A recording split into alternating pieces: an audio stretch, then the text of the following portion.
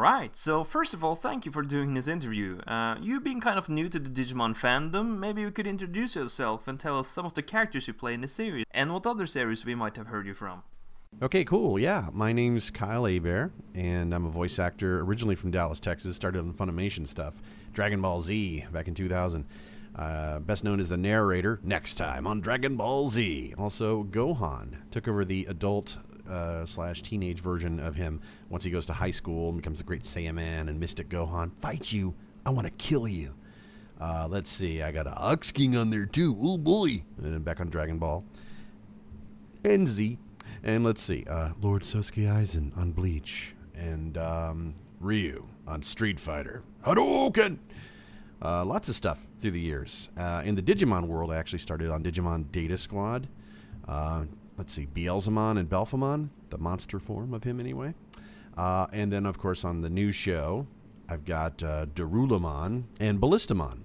Alright, great introduction. Now, we have some questions. So let's move on to the first question asked by Killerfish987. First of all, big fan right here. You joining the Digimon universe again was the best thing ever. How did you end up with the role of Darulamon? Did someone call you about the role, or did you go back to an audition for it? Okay, Killerfish987. I got Darulamon, and basically this is true of anything that I read for and get cast for.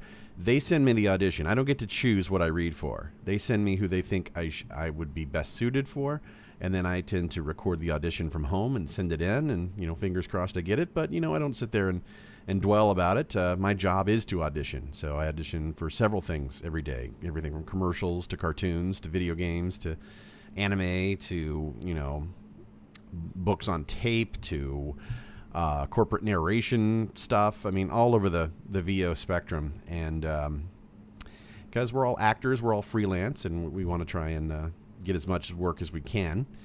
But the work is always inconsistent, So yeah, I was really, really happy when I got to read for Digimon Fusion because, of course, Digimon is still a huge property, and the fans love it and always have through the years. And yeah, I'm honored to be a part of it, not only as one character but two in the main cast. Really, really, really lucky. This like live, enthusiastic voice. Yeah, couldn't agree more. Jane asks, how would you describe Darulamon? Well, Jane, Darulamon, he seems a little serious. He could use a little, like a vacation day or something. He needs to lighten up. But he looks so cool. I like the fact that he's got a drill on his tail. Kind of reminds me of my Gurren Lagann role as Kamina. But, yeah, I like that I get to use my deeper register for him. He's a lot of fun. But I think he should lighten up and have a sense of humor. Yeah, Darulamon is serious, but he lightens up throughout the season. Andy asks, how is it to work with Studiopolis? Since you worked for Funimation, is it any different? Well, Andy, I got into with Studiopolis thanks to Steve Bloom, who everyone knows as the voice of Wolverine on the animated Marvel stuff, and he's Starscream on the Transformers Prime series. And if you go way back to the anime world, of course, Spike from Cowboy Bebop. We met at a convention in 2004, and I told him I was going to plan to move to LA, and he said, "Hey, I'll help you out," and he totally kept his word. When I came out here, he walked my demo in to the folks at Studiopolis, and I got to try out for Naruto, and eventually got Kiba, and then of course my work at that studio led to working on the other Viz shows like Bleach, and all that cool stuff. Different than Funimation because Funimation has their own in-house studio. And Studiopolis is strictly a recording studio facility that is hired by Viz, for example, because Viz has their offices in San Francisco. So, yeah, that sort of thing. Is it any different? No, a recording studio is pretty much a recording studio. There's, maybe it might vary in the size of the booth or maybe a different microphone used, but generally we all record into Pro Tools. Your scenario is you're in there alone for anime and video games, and you're there with basically the whole cast for a cartoon situation, and you're separated by this huge pane of glass, and you have your script either on screen or on a music stand. And then on the other side of the glass is the engineer who's recording into Pro Tools, and they got the director and maybe a client or two, someone from the series to oversee things, for a game or a cartoon. Typically in anime, they just have the director there and the actor, so it's a little more intimate. But yeah, that's your basic differences. All right. So, Double N or NN asks, after voicing Gohan in Dragon Ball Z, it must be relaxing not doing characters that screams a lot. I mean, voicing other characters will probably never be the same again, right? LOL. Well, and I like to think that Dragon Ball Z was the primer. It was like the training ground for what I've ended up doing since moving to LA back in 2005. I mostly work on video games, and I do a lot of screaming. And Dragon Ball Z really kind of set the precedent for that. In fact, when I recorded on League of Legends, when it came to do power-up yells for Ezreal, they didn't know that I'd worked on Dragon Ball Z. They said, this is kind of like Dragon Ball Z. And it's like, really? I have some experience in that realm. And then they started fanboying out. I said, oh my gosh, you're Gohan? What? And it was pretty trippy. So that was nice. That's the hardest part. People say, do you have any difficulty with any of the voice work? And I say, well, that's maintaining screaming. Having a voice at the end of a shouting session is next to impossible. So we try to have some hot tea on hand and maybe some Chinese cough syrup or throat drops or throat coat tea, or whatever to just kind of help us get through the session. And then you got to let your voice heal over the next day or so. Yeah, I would imagine. So, Tamer Freak asks, you also voicing Kiba. How is it to voice the Rulemon? Are you a dog person, Kyle? Well, Tamer Freak, I actually do consider myself a dog person, although, believe it or not, I've never had any pets. My parents wouldn't let me have a dog when I grew up. Even though we had neighbors and friends and some family members who had dogs, they loved them, but they said, it's too much responsibility. It's just too much stress and expense, and you got to take care of it. You got to go take it for walks and everything. And I find myself emulating my parents' sentiment now that I'm a parent. And my daughter, who's now 17, she's like, I want a puppy. It's like, no, when you're out on your own, because I know that I wouldn't have the patience to sit there and have to walk and take care of and all that. And I don't want to have to listen to neighbors complain about your dog won't shut up because, if I go out and I'm gone for a session or she's at school, then the dog's left on their own. They get all sad and they wail and everything. And then you got to clean up the poop, man. The poop, oh man, high maintenance. But I actually do. I really do love dogs. They're adorable. I love little dogs because remember, little dogs make little poop. Yeah, I'm a dog person myself, so yes. Let's see. Alex asks, how did you end up as a voice actor? Did you look up to someone in the profession? Well, Alex, I got into the voice acting business from radio, which is kind of a less conventional method. Most actors come from the stage, and because voice acting is just another facet of acting, it's all under the same envelope. But most people come from the stage. I was always too shy. So I got into radio. I got a degree in broadcasting from the radio, TV, film department at the University of North Texas. And then I got an internship at ABC Radio Networks in Dallas and kind of cut my teeth there with broadcasting. And eventually ended up at Radio Disney as a DJ and writer and character voice person and producer. And so I did a little bit of everything. So when I tried out for Funimation with Dragon Ball Z back in 2000, some of our station coworkers had taken a tour of Funimation, and they came back and they knew how bad I wanted to always voice for animated projects since I was a kid, literally watching Looney Tunes. It's like, I want to do that. And they had eventually developed a partnership with Funimation to actually give away merchandise, because at Cartoon Network and Toonami, that programming block, remember back then, that was the thing. That was the hottest show on TV. And we ended up on the radio giving away tons of merchandise from Dragon Ball Z. And that's kind of how I got my foot in the door there. And do I look up to someone in the profession? Absolutely. Steve Bloom is one of my heroes. He's just a genuine, awesome person. Super, super nice. And that's the great thing about the voiceover community. We take care of our own. We're very supportive of each other.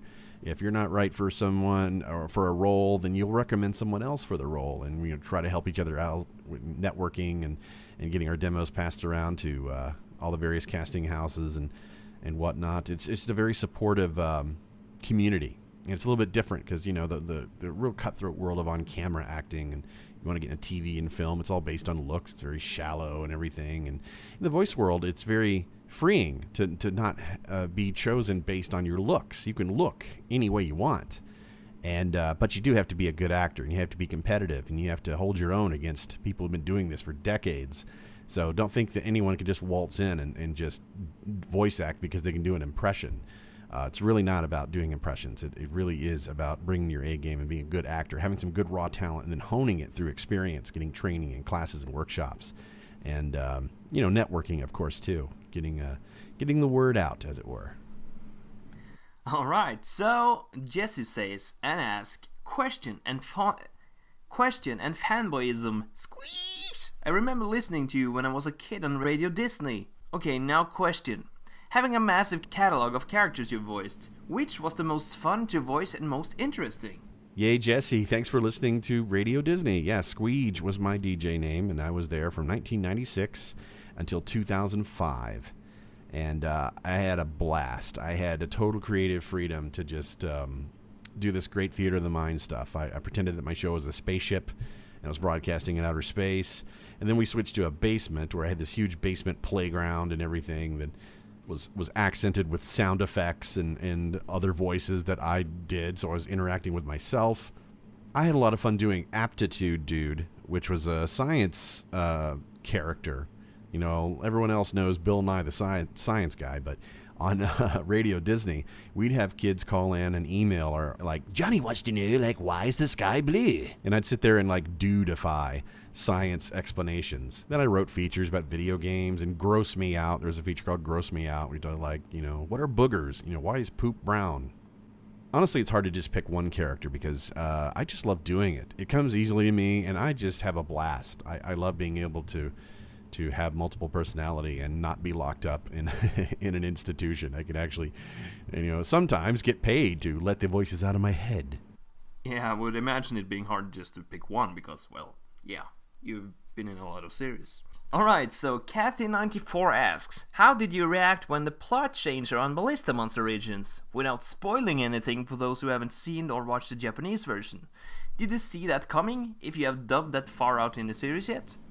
Well, Kathy94, I actually don't know Ballistamon's origins. Haven't got that far in the series yet, but now I'm hyper aware, thanks to you, that this will be very, very interesting to find out. Genai asks, do you have any hobbies, Kyle? Hobbies, Genai. Oh, yeah. I'm an internet and social media and tech guy. I love my iPhone. I love my iPhone 5S. I always have to have the latest Apple product. Instead of standing in line, I ordered online, and I didn't face the madness or any of that. But I have stood in line for previous iPhones, and I'm one of those nerds. Has got to have the latest and the greatest. I love technology. I love chatting with fans. Always have. When I first got on Dragon Ball Z, I got an AOL account for Instant Messenger. I had a public screen name, so I would chat with fans, and we had a message board. Used to have a message board called the House of Bean Dip. It was just a nice and random name that I had on my website. And then MySpace came out, then Facebook and Twitter, and that's where I interact the most nowadays is Twitter and Facebook on my Facebook page. But I love movies. I'm a big movie buff. If I weren't a voice actor, I'd probably be trying to make it out here in Hollywood, not necessarily on camera, but post-production, doing audio or special effects or something. I think that's all fascinating. I love the magic of movies and TV to a smaller degree. But I'm a big Walking Dead fan, and I love the new Agents of S.H.I.E.L.D. show. It's a lot of fun.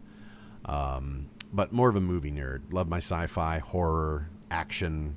I read comics digitally on my iPad because, again, I'm an Apple guy. But I love Saga from Image Comics. That's, I think, the best comic out there. Out of the New 52 and the DC verse, I read Batman.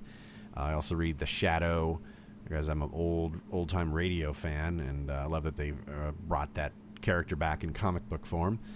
Also Deadpool. Can't go wrong with Deadpool. Reading the occasional X-Men title here and there. Good times.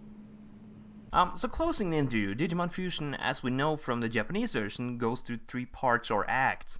The current act that's been shown on TV, and the second act, which is kind of blended in and out in story-wise. And the third act, called The Young Hunters Who Leapt Through Time, which included a few more characters pushing Mikey and the gang a little bit to the side, but yeah, So, we have a final question from Dusty Rusty 11.